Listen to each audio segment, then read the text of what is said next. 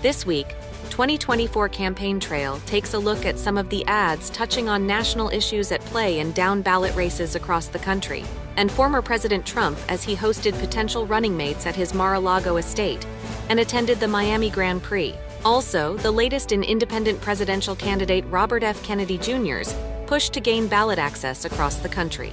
Plus, some of Vice President Harris's campaign stops in Detroit and with actress Sheryl Lee Ralph in Pennsylvania. But first, a look at the results from Tuesday's primary in Indiana, where President Biden was uncontested in the Democratic presidential primary. On the Republican side, former President Donald Trump had 78.3% of the presidential primary vote, while Nikki Haley, who dropped out in March, had nearly 22%. Down the Hoosier state ballot, retiring U.S. Senator Mike Braun won the Republican primary for governor. The nonpartisan Cook Political Report rates his race against Democrat Jennifer McCormick as solid Republican. The seat Senator Braun leaves open also has two primary winners, GOP Congressman Jim Banks and Democrat Valerie McRae. The Indianapolis Star notes Representative Banks is favored to win. A Democrat hasn't won statewide office since 2012. One last note from Indiana's primary.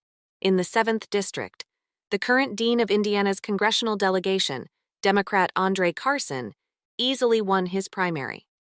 The candidate who won the GOP primary, however, died in March. Republicans in the district will soon meet to choose another candidate. Chad Livengood is the Detroit News political editor, here to talk about the Senate race in Michigan. Debbie Stabenow is retiring, has served 4 terms in Congress. On the Democratic side, who is running to replace her? We've got U.S. Congresswoman Alyssa Slotkin, who's in her 4th term in Congress, and she is serving mid-Michigan district. She is facing off against a businessman, Nasser Beydoun, from the Dearborn area in Wayne County, and Hill Harper, the actor, known for his roles on The Good Doctor and one of the CSI series, who lives in Detroit and owns a coffee shop in Detroit and has maintained a residence in Detroit for the last several years. Harper has got the name ID and the ability to raise money, although he's not anywhere near the stratosphere that Alyssa Slotkin has. She is essentially crushing all opponents, Democrat and Republican, right now in the fundraising game. Who is running on the Republican side? So you got an interesting race between former U.S. Congressman Mike Rogers, who also used to represent mid-Michigan, the same district essentially that Alyssa Slotkin eventually won in.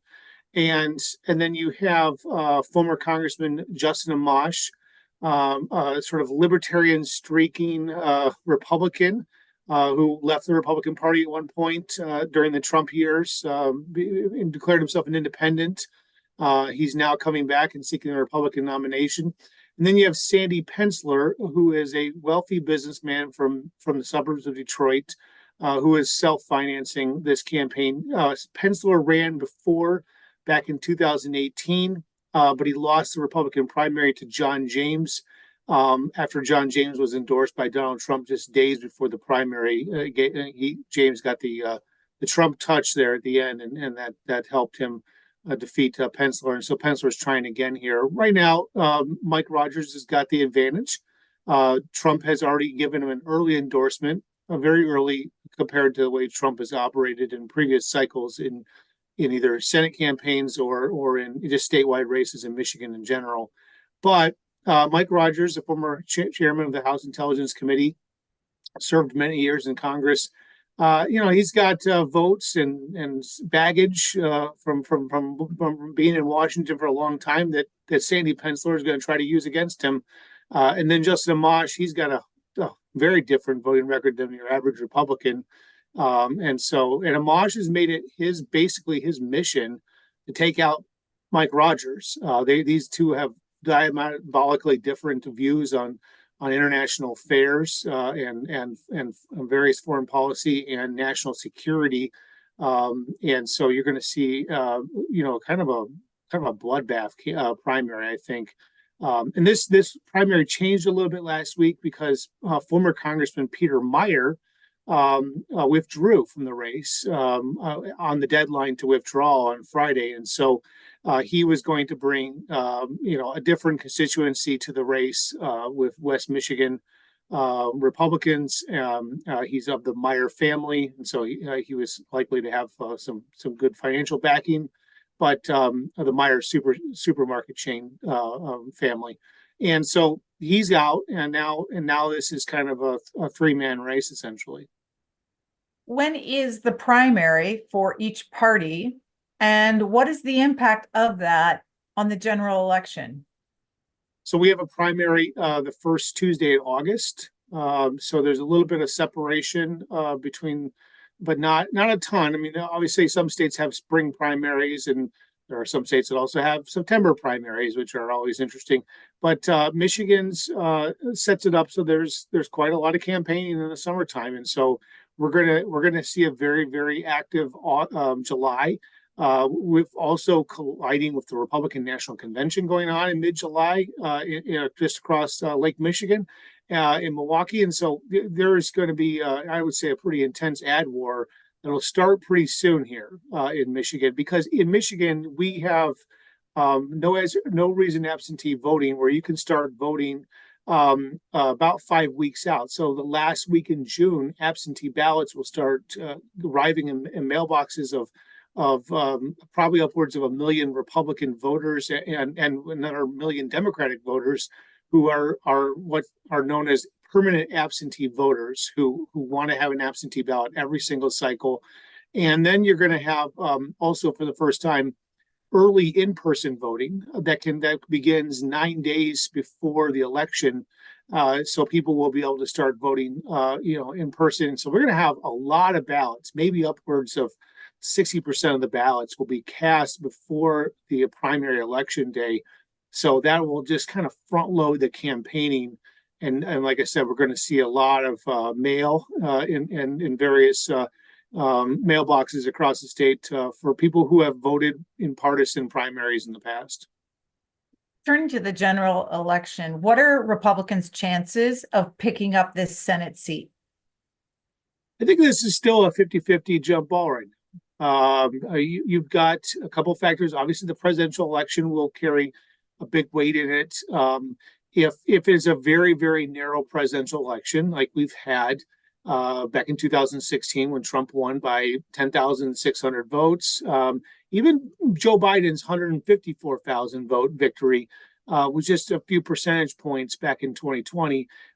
So if we have a really a narrow race at the top of the ticket, going down into the next one on the ballot, the Senate race, that makes this pretty close race as well. And so, and you can tell already based on the amount of advertising that the Republican and Democratic Senate campaigns are already starting to pre-buy for the fall. They're preparing for Michigan to be one of the battlegrounds in the Senate to decide who holds the gavel in January. How much money are people spending right now? The committees, the campaign committees. There's been a number of different estimates out there, but I do believe the Democratic Senate campaign has already pre-bought several millions of dollars of reservations for September and October, because, like I said, the TV ads in the fall will start hitting hard right after Labor Day. Once we get past that Democratic National Convention in August, and that's also going to be expected in the presidential race. So between those two, plus we have some potentially pretty competitive congressional races as well in Michigan for U.S. House seats. The seat that Slotkin is vacating, the 7th congressional district in mid-Michigan around Lansing area to the outskirts of Detroit suburbs. This is one of the most competitive seats in America, and there was upwards of $20 million spent in that race alone back in 2022. And so I would expect that race, the seat that Meyer lost, Peter Meyer lost the Republican primary because he voted to impeach Trump, and then that Republican lost to Hillary Scholten in the Grand Rapids area. She became the first Democrat since Watergate to win a seat in Congress representing Grand Rapids, and so she's a very highly vulnerable Democrat as well. And then in the suburbs of Detroit, John James, who ran for Senate many times, now he's a congressman from Macomb County. He's going to be facing a big challenge there. And there's 6 or 7 Democrats running in a primary just for the chance to face off against John James. That's how big this race down in Macomb County is going to be. And that Macomb County, as people will recall, that is ground zero Trump country. I mean, if he can run up the score in Macomb County, that helps John James win, and it helps Republicans hold on to a pretty key seat that they just barely won back in 2022. Chad Livengood, Detroit News political editor. Thank you for the update on what's happening in Michigan. Thanks for having me. One of the Democrats in the Michigan Senate race, actor and Detroit coffee shop owner Hill Harper, this week reposted this TikTok video from a local rapper and supporter of his campaign to his account on X. Vote for Hill Harper, running for 2024 Michigan Senate. Songs for you, brother. Hill Harper, American actor. Went to Harvard University and got actors. Born in Iowa City and moved to Los Angeles. Pregnant but loved and knew that he was a disaster. Stolen into apocalypse, I had him in panic. He then went to Broadway, so he knew he was dancing. The Good Doctor, Andrews and Savage led us to a young brother cause the poetry slamming. A political candidate, motivational land. The ball lies on me. He was part of the faction, never really relaxing. 10 toes down and he's making it happen. Twilight Zone, see in Miami. Ran with the first black president like Pac said. Knew he was a born when he took that option. Opportunity, a degree in economics. So he about to show the world how to turn the lights on. Valedictorian, let's have a toast. 2024, you got my vote. Manifest her destiny to be golden. Light talk, we about to be floating. Big heart coming through with the motion. Push start, cause the keys of the soul. And right now is a season of rolling. On God. Meanwhile, Crane's Detroit Business reported this week that the first debate in the Michigan U.S. Senate race is slated for May 30th at the Mackinac Policy Conference in northern Michigan. It's expected national and international issues will be part of that debate, as the Republican candidates in the race have already centered issues surrounding the Israel-Hamas war in some of their campaign rhetoric. GOP hopeful and former Congressman Justin Amash, whose family is Palestinian-American, reiterated his skepticism of U.S. military support for Israel in a post to X this week. His 2 Republican rivals, and others across the country, have also made it part of their campaigns. Next, an ad from Michigan GOP Senate hopeful Sandy Penzler, and part of a radio show appearance former Congressman Mike Rogers made talking about the recent spate of campus protests related to the ongoing Israel-Hamas war. Women tortured, babies murdered, grandmothers burned alive. But Rashida Tlaib refuses to condemn these evil acts. Congress rebuked her, but Alyssa Slotkin refused to. Rashida and Alyssa, you have no moral compass. You're an embarrassment to Michigan and America. You should be ashamed of yourselves. I'm Sandy Penzler, and I approve this message. Listen, I'm pretty hard on all this, Brian. I mean, if you're a foreign student at a university screaming death to America, time for you to go home.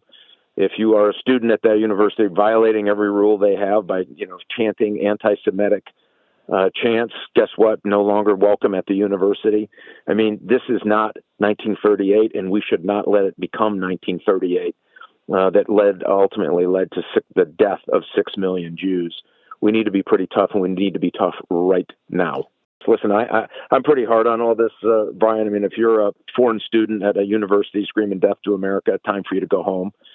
Another national issue, that of transgender rights, has also emerged as a flashpoint in West Virginia's gubernatorial race this year. The 19th reported all of the GOP primary candidates were centering the issue in their campaign. Next, ads from 2 of those candidates, Chris Miller, son of Congresswoman Carol Miller, and Moore Capito, son of Senator Shelley Moore Capito, focused on their anti-trans stances. She trains at 6 a.m. every morning. She spent years working to shave off seconds. She's the captain of her school's team. He's just a mid-pack finisher. but not today. Unfortunately, this competition was over before it even began. Woke left-wing politicians are destroying girls' sports. Thanks to Delegate Moore Capito, girls' sports in West Virginia are protected. I'm Chris Miller. As the father of an 11-year-old girl, you're darn right I don't want her sharing a locker room with biological males. Protecting the integrity and fairness of girls' sports is common sense. If we expect our kids to tell the truth, we can't let the woke left redefine it. Fairy tales aren't facts. A boy is not a girl, and girls' locker rooms are for girls. I'm Chris Miller, and they'll stay that way when I'm governor. On to the presidential race, where independent candidate Robert F. Kennedy Jr.'s campaign this week said it was preparing to sue Meta, the parent company of social platform Facebook, for allegedly blocking a 30-minute campaign documentary generating buzz from his supporters. The Daily Beast reported Meta said it was a glitch and not an intentional act. Next, some of the highlights of that campaign video, which amassed millions of views on other platforms and earned attention from the likes of X, Tesla, and SpaceX owner Elon Musk. He is nuts and clearly disturbed. The Standard. He's angry, Vanity Fair. His own family hates him.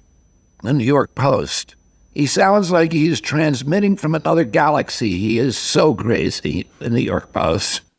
Kennedy is a humorless bully living in a paranoid fantasy, Vanity Fair. What the is wrong with Bobby Kennedy? Okay.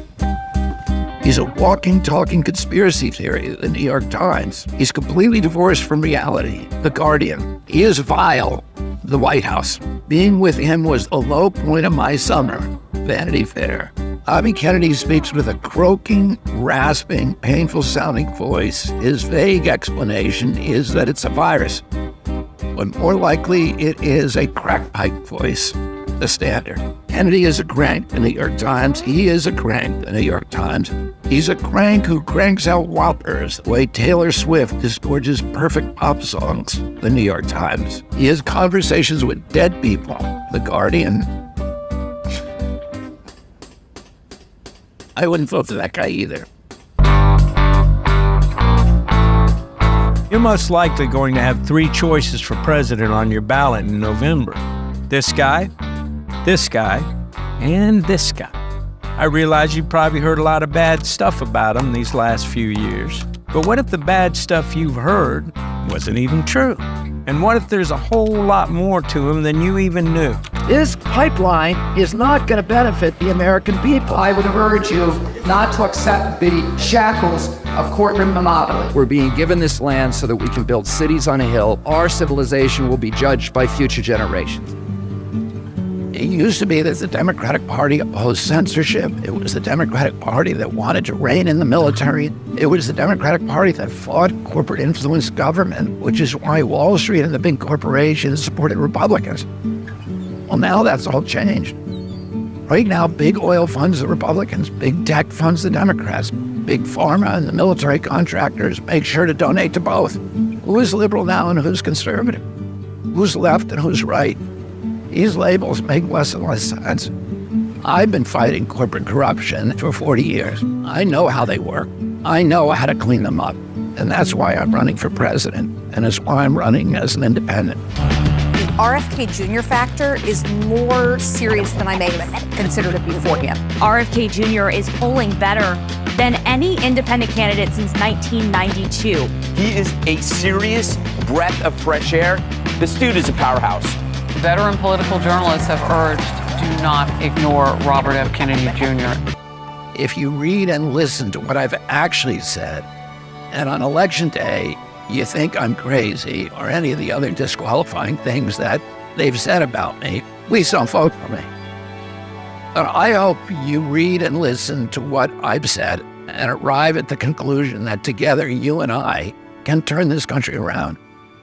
Because I believe that together we can make the dream of a stronger, more prosperous, more united America, an America controlled by you and not big corporations, a reality. Former President Donald Trump, this year's presumptive Republican presidential candidate, spent last weekend at the Miami Grand Prix, a 3.3-mile Formula One race. While there, he met with Zach Brown, the head of McLaren Racing, and with Lando Norris, the McLaren driver who won the race. Afterward, the Trump campaign put out the following ad, highlighting the reception the former president and once again hopeful received from the crowd at the race.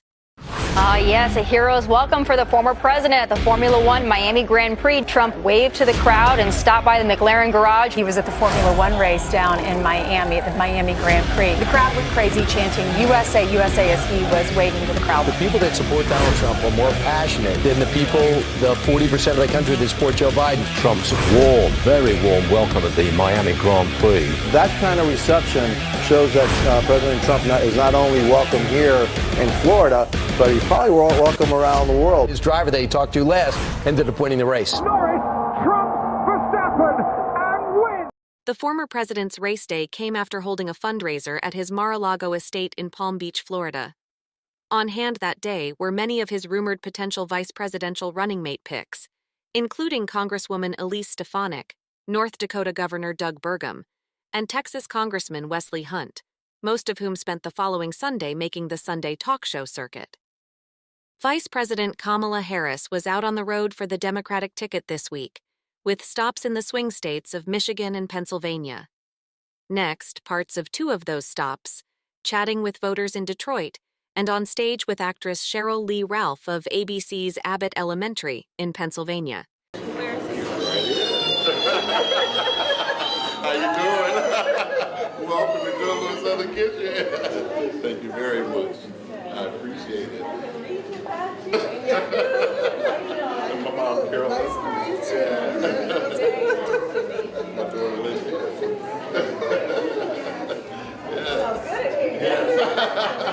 We're ready for you. Yes, it's all themed off the spirit of Joe Louis. And so when we put a lot of touch into it, and we want to build a little southern home here. And ultimately, if you took a look in the windows, we got some portraits that's really poignant of Joe Louis. Oh, I see that. There's different walks of life. Yeah, that's right. And really just wanted to bring. Hello, Everyone was waiting. I don't mean to interrupt your lunch. You should keep on eating. Just pretend we're not here. I'm going to show you the porch and kind of how it's set up over here. How long have you been open? We opened 2 years ago. Actually, it'll be 3 years in the next 2 months. Yes, so it's been 3 years. And you know, I'm here to highlight businesses like yours, and obviously here to highlight your business, yes. But to talk about the importance of us investing in leaders like you who have a vision, look at this beautiful vision how it's laid out, but who need access to resources, right? Yes. So access to capital, access to the information about what loans are available, access to often just the skills that are necessary to grow, to start a business and grow a business. No question about it. So while we have all these cameras, tell me what is one of the keys in terms of starting and running a small business, in terms of the kind of support you need? You know, wow. I mean, ultimately, it's, of course, capital has helped you set up the infrastructure, which is basically to be able to hire the best managers, first and foremost, because you put good systems together, and ultimately you need great people to run those systems. Right. And so for me, it's having to access, most people start off with not enough capital, and therefore they kind of shoot themselves in the foot with not being able to hire the right people, have the right services to keep a clean establishment, and more importantly, just bring the good people in and be able to pay a decent wage. That's right. And so for me, it's getting the capital, trying to build this brand exactly to a franchise model, and ultimately we're looking to hire and pay a little bit above, of course, what the average pay is for servers, and more importantly, just get engaged with the community. And so for me, you know, having the capital to expand the brand, to be able to take this good food all over the country, ideally, as a franchise model, and we're doing it with the spirit of Joe Louis. And so we know Joe Louis stood for the people, and he was a uniter. And so ultimately, Joe Louis Jr., who is my partner, that's our goal, is ultimately go to each city and be a part of the community and bring jobs, you know, bring mentorship. I love talking to the youth. So, you know, things of that nature. So the capital is very important for everyone. Before I start, I want to say something about this woman right here. I know this woman, I love this woman, and I like this woman. But I wanted to be clear to let you know, and I thought it was important to write these things down. But wait a minute. I'm putting these on not because I need them, but because I look good in them. Yes, thank you. So I wrote this down. I said, no matter what you think about class, culture, color, or gender, we are about to talk with one of the most capable, influential, bold, and fearless thinkers ever.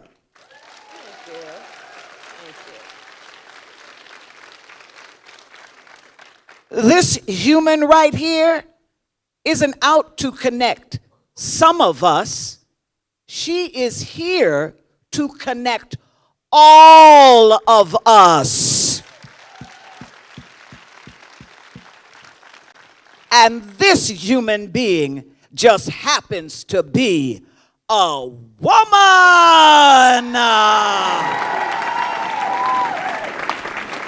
Just, you know, the president and I feel very strongly, and this is probably part of our just philosophy in terms of our administration.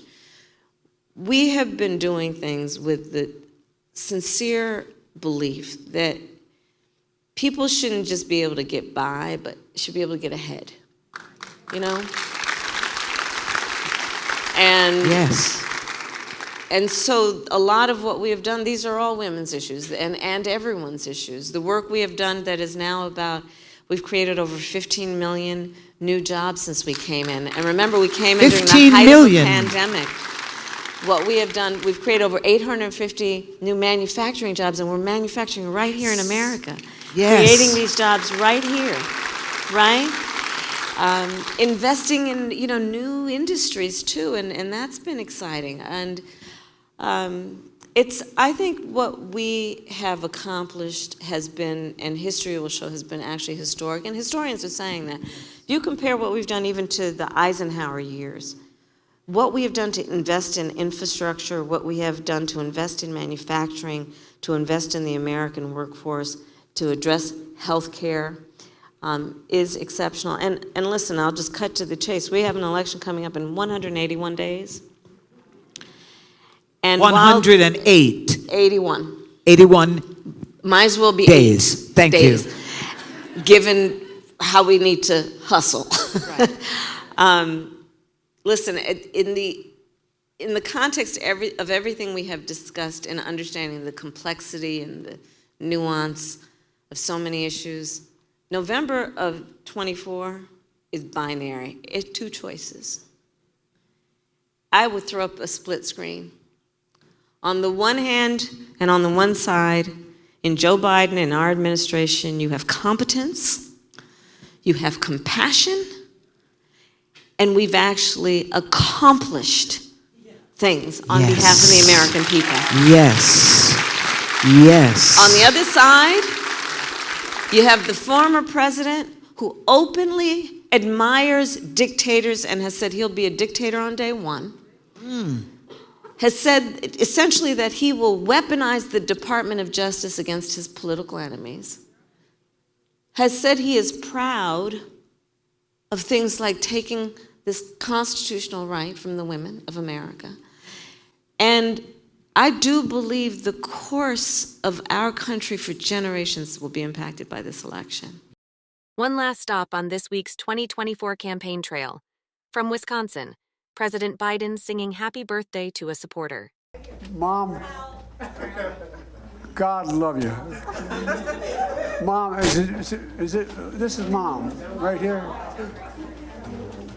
That's Art's mom. Your Art's mom? Yes. Well, you got a, by the way, we have a tradition in the Biden family. Actually, it's my wife's tradition, and I'll get in trouble if I don't exercise it. Both their birthdays today. And by the way, you have to sing happy birthday. Ready? Happy birthday to you. Happy birthday to you. Happy birthday, dear Mama. Happy birthday to you. Now you got to let my wife know that I did what I was supposed to do, right? God love you. It's hell turning 60, isn't it? I don't know. You haven't gotten there yet. God love you. A reminder, this program and all of C-SPAN's campaign 2024 coverage can be found online at cspan.org/campaign.